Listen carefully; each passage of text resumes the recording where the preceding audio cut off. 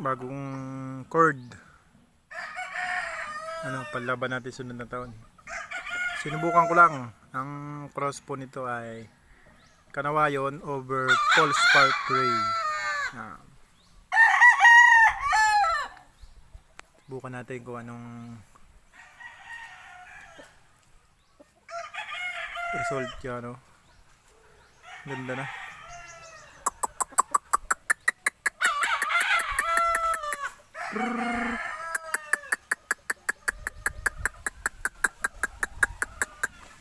Straight comb. Kanawayon over Paul Spark Gray.